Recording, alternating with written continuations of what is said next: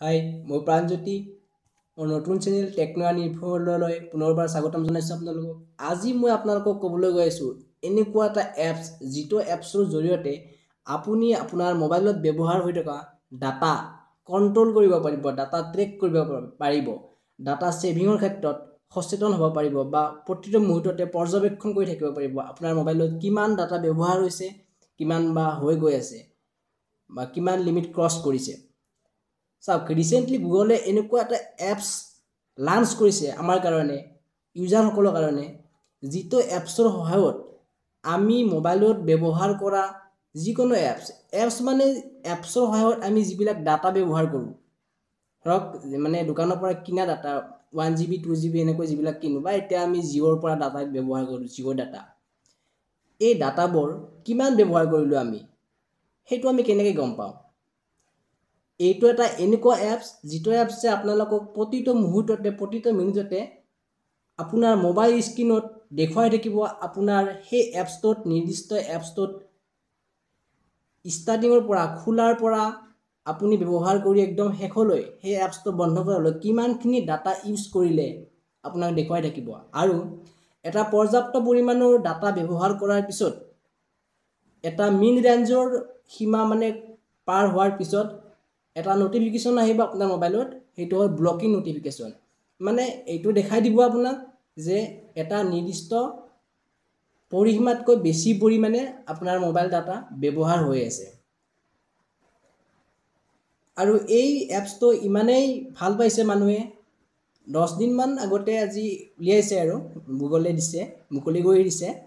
ইমান কম সময়ৰ ভিতৰতে প্ৰায় 1 মিলিয়নতকৈ বেছি মানুহে ডাউনলোড কৰিছে এই এপছটো এই উপকাৰিতাবিলাকৰ কাৰণে।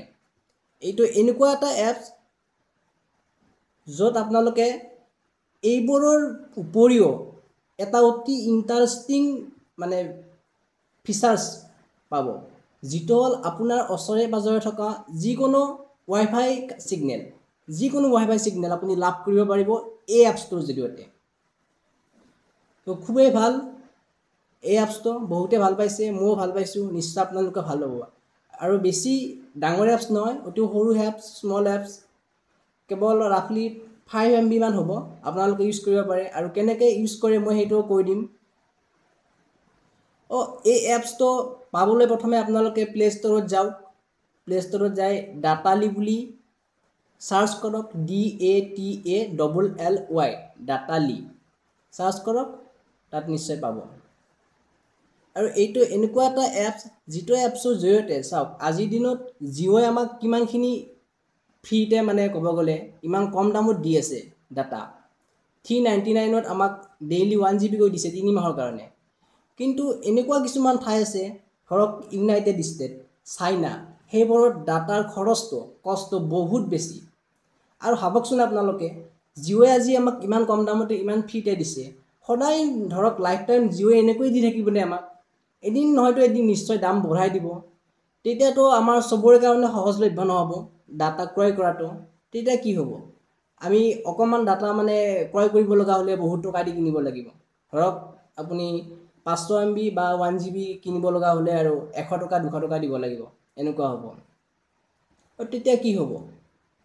এইটো এনেকুৱা এটা এপছ যিটো এপছে আপোনাক দেখুৱাই থাকিব মোবাইলত যে আপোনাৰ ডাটা কিমান ব্যৱহাৰ হৈছে, কোনটো এপছত, প্ৰতিটো এপছত কিমান ব্যৱহাৰ হ'ল, দিনটোত কিমান ব্যৱহাৰ হ'ল, এই প্ৰতিটো তথ্য আপোনাক দেখুৱাই থাকিব।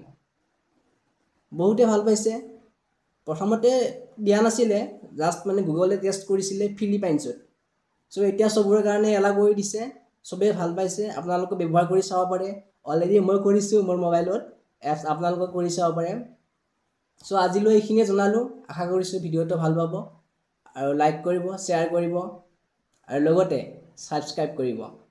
চ' থেংক ইউ, বাই বাই।